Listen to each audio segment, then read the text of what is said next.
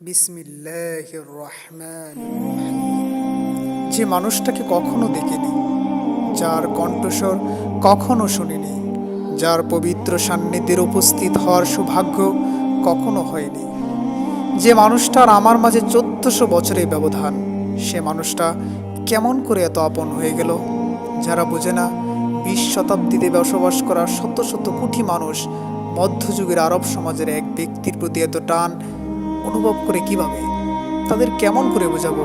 ইয়া রাসূলুল্লাহ, আপনাকে কেন এত বেশি ভালোবাসি। আপনার স্মরণে আজ শত শত কোটি অন্তর ভালোবাসায় ভরে ওঠে। প্রতিটি মুহূর্তে পৃথিবীর কোনো না কোনো অঞ্চলে উচ্চারিত হয় আপনার প্রশংসা। অথচ আপনি যখন পৃথিবীর বুকে আলোক রশ্মি ছড়িয়ে ভূমিষ্ঠ হলেন, তখন আপাত দৃষ্টিতে আপনি ছিলেন অনেকটাই নিঃসঙ্গ, অসহায়। জন্মের আগেই বাবা আব্দুল্লাহ ফিরে গেলেন আল্লাহর কাছে। বয়স চয় হতে না হতেই হারালেন মা আমিনাকে। তখনও এই নিষ্পাপ শিশুটি বুঝতে পারছিল না যে মাকে কেন্দ্র করে জীবনের সব কিছু, সেই মা চলে যাওয়ার মানে কি। আপনি অসহায় কণ্ঠে বারাকাকে জিজ্ঞেস করলেন, মায়ের কি হয়েছে বারাকা? বারাকা কি করে আপনাকে বোঝাতো আপনি কি হারিয়েছেন? সে আপনাকে জড়িয়ে ধরে রাখলো, সে অসহ্য অশ্রু দ্বারায় সিক্ত হলো আপনার মুখমণ্ডল। বাবা মারা যাওয়ার পর যে দাদা আপনার দায়িত্ব নিয়েছিলেন, সে আব্দুল মুত্তালিব ইন্তেকাল করলেন বছরখানেক পর। আপাত দৃষ্টিতে এই বিশ্বের বুকে সে 8 বছরের নিষ্পাপ বালকটি যেন ছিল সবচেয়ে একা, সবচেয়ে অসহায়, সবচেয়ে বঞ্চিত। বাস্তবে আপনার রব আপনার জন্য প্রস্তুত করে রেখেছিলেন এমনই এক বিস্ময়কর অভিযান, যার তৃপ্ত প্রবাহ স্থান কালের বাধা ছেদ করে ছড়িয়ে পড়বে সর্বত্র।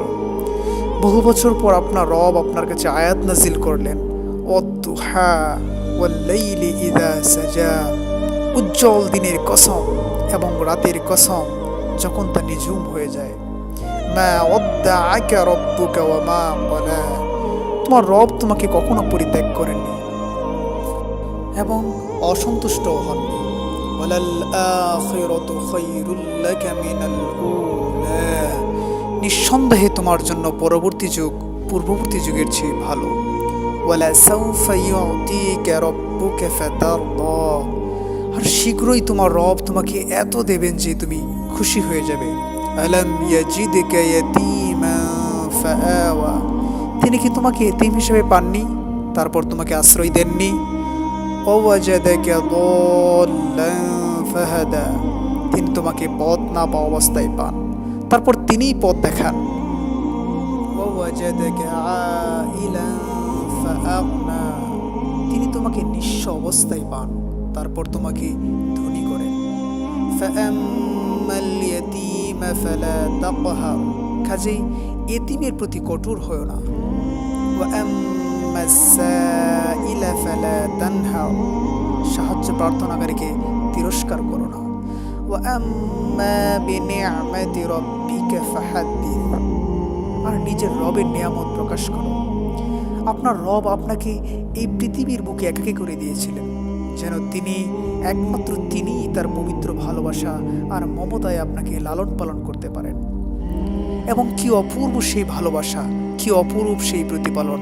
মহান আল্লাহ বিশেষ রহমতে ভেড়ে ওঠা আপনি কখনো শিরকের ধোঁকায় শিকার হননি। তারুণ্যের সেই যাযাবর সময়টাতেও আপনি ছিলেন সব ধরনের অপকর্মের ঊর্ধ্বে।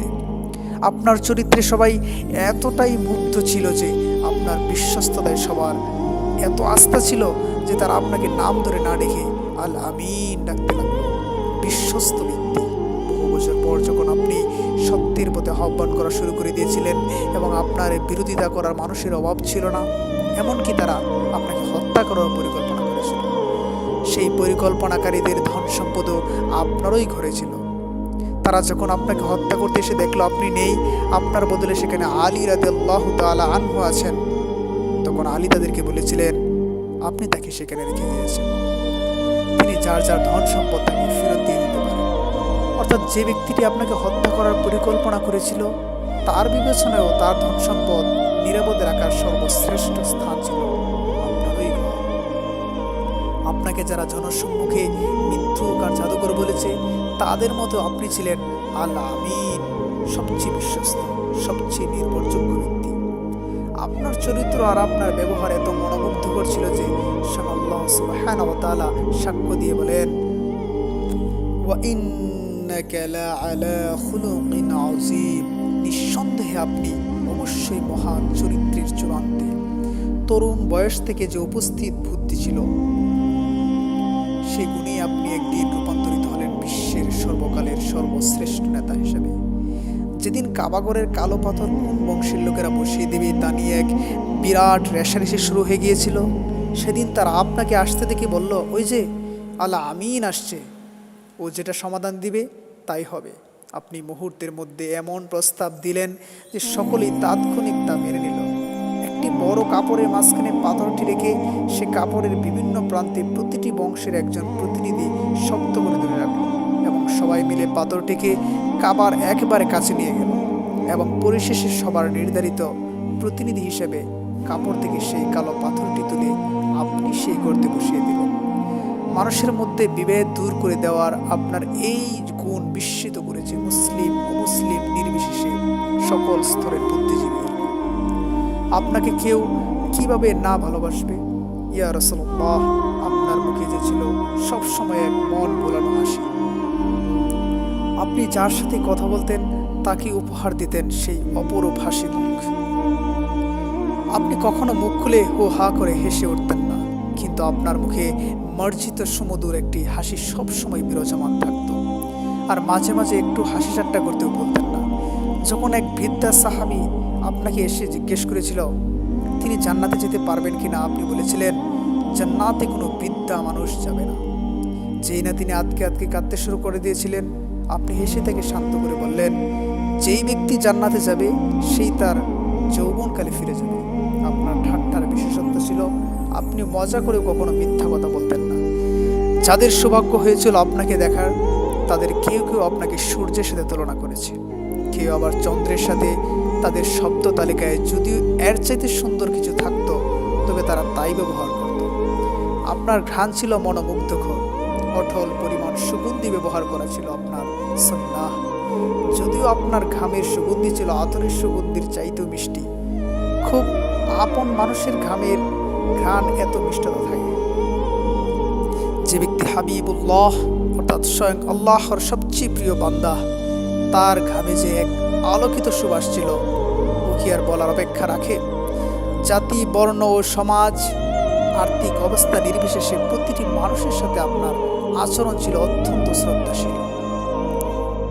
আপনি কারোর সাথে কথা বললে শুধু মাথাটা ঘুরিয়ে তার সাথে কথা বলতেন না, বরং আপনার পুরো শরীরটা তার দিকে ঘুরিয়ে তাকে সম্মান দেখিয়ে তার সাথে কথা বলতেন।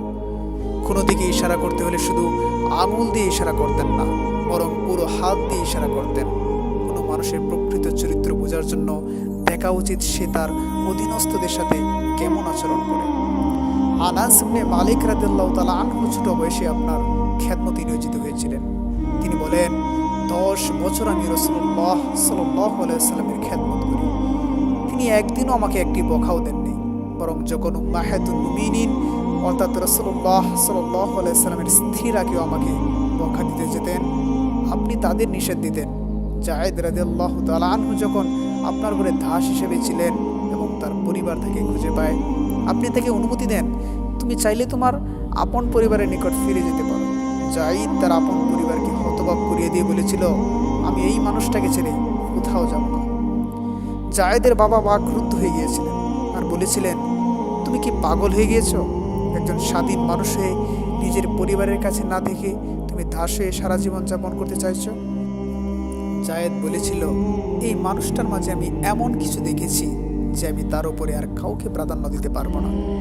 ঘরের বাইরে আপনার ব্যবহার যত না মনোমুগ্ধ করছিল, ঘরের ভিতরে আপনি ছিলেন ততটাই ধৈর্যশীল। একদিন আপনার ঘরে কয়েকজন সাহাবীদের নিয়ে খেতে বসেছিলেন। এইদিকে মা আয়েশা রাদিয়াল্লাহু তাআলা আনহা একটি বিষয় নিয়ে খুব রেগে গিয়েছিলেন। রাগের মাথায় তিনি সবার সামনে একটি বাটি সজোরে মাটিতে ছুঁড়ে মারলেন। বাটিটি ভেঙে দুটুকরা হয়ে গেল। সাহাবীরা হতবাক হয়ে গিয়েছিলেন, কিন্তু আপনি অতি স্বাভাবিকভাবে বাটিটি উঠাতে উঠাতে বললেন, খাও খাও, তোমাদের মা উম্মে সালমার উপর একটু বিরক্ত আছে, তাই এমনটা করেছে। মা আয়েশার সাথে আপনার সম্পর্ক ছিল বন্ধুর মতো। তার সাথে আপনি দৌড়ের প্রতিযোগিতা করতেন, তার নানান ধরনের শখ পূরণ করার চেষ্টা করতেন। যেদিন আয়েশা খেলা দেখতে চেয়েছিলেন, আপনি তার জন্য আপনার কাঁধটা এগিয়ে দিয়েছিলেন, যেন আপনার কাঁধে থুথুনি রেখে তিনি আরাম করে খেলা দেখতে পারেন। পরে এক বর্ণনায় আয়েশা সিদ্দিকা রাদিয়াল্লাহু তাআলা আনহা বলেছিলেন, আমি তো কিছুক্ষণ পরেই খেলার প্রতি আগ্রহ হারিয়ে ফেলেছিলাম, কিন্তু আমি কিছু বলিনি এটার জন্য যে রাসূলুল্লাহ সাল্লাল্লাহু আলাইহি ওয়াসাল্লাম আমার জন্য দাঁড়িয়ে থাকলে ক্লান্ত হয়ে যান কিনা। বরং এক পর্যায়ে আমি ক্লান্ত হয়ে পড়লাম, কিন্তু তিনি একটা বারো ক্লান্তি বা বিরক্তি প্রকাশ করলেন না। আপনার জীবদ্দশায় আল্লাহর হুকুমে আপনি কয়েকবার বিবাহ করেন, কিন্তু আপনার অন্যান্য স্ত্রীদের ব্যাপারে মা আয়েশা যতটা ঈর্ষাবোধ করতেন, তার চেয়ে বহু গুণে বেশি ঈর্ষাবোধ করতেন আপনার প্রয়াত স্ত্রী, আপনার প্রথম ভালোবাসা খাদিজাতুল কুবরা রাদিয়াল্লাহু তাআলা আনহার ব্যাপারে। তিনি মৃত্যুবরণ করার পরও আপনি তার সাথীদের সম্মান দেখাতেন। কখনো কোনো পশু জবাই করা হলে তাদের ঘরে পাঠাতে বলতেন না। জীবনের শেষ পর্যন্ত তাদের সম্মান দেখানোর মাধ্যমে আপনি আপনার প্রথম ভালোবাসার মানুষটাকে সম্মান দেখিয়ে গেছেন। জীবনের সবচেয়ে কঠিন সময়ে যে মানুষটা ছিল আপনার সবচেয়ে বড় আশ্রয়, যখন পৃথিবীর বুকে কেউ আপনাকে বিশ্বাস করেনি, এমনকি আপনি নিজেও সন্দেহ করেছিলেন যে আপনি পাগল হয়ে গিয়েছিলেন কিনা, সেই মুহূর্তে যে মানুষটা নির্দ্বিধায় আপনাকে বিশ্বাস করেছিল, আপনার মাঝে আত্মবিশ্বাস জুগিয়েছিল, যে মানুষটার মর্যাদা এত বেশি যে স্বয়ং আল্লাহ ও তার ফেরেশতা জিবরাইল আলাইহিস সালাম তাকে সালাম দিয়েছিলেন, সেই খাদিজাতুল কুবরা রাদিয়াল্লাহু তাআলা আনহার ব্যাপারে আপনি বলেছিলেন, তার প্রতি ভালোবাসার রিস্ক আমার অন্তরে গেঁথে দেওয়া হয়েছে। বাবা হিসেবে আপনি ছিলেন পৃথিবীর সকল বাবাদের জন্য এক উদাহরণ। আপনার ফাতেমা আপনার কলিজার টুকরা করে এলে আপনি দাঁড়িয়ে তাকে স্বাগত জানাতেন এবং তাকে পাশে বসিয়ে গল্প করতেন। আপনি তো ছিলেন এত দয়ালু, এত রহমতের, স্বয়ং আল্লাহ সুবহানাহু ওয়া তাআলা আপনার ব্যাপারে আয়াত নাযিল করেন, ওয়ামা আরসালনাকা ইল্লা রাহমাতাল লিল আলামিন। আপনি ছিলেন সমগ্র দুনিয়ার জন্য একটা নিয়ামত। পরিশেষে আল্লাহ সুবহানাহু ওয়া তাআলার কাছে প্রার্থনা করি যেন আপনার আদর্শ বুকে ধারণ করে এই দুনিয়ার বুকে চলতে পারে। আল্লাহ সুবহানাহু ওয়া তাআলা আমাদের সকলকে তৌফিক দান করুন, আমিন।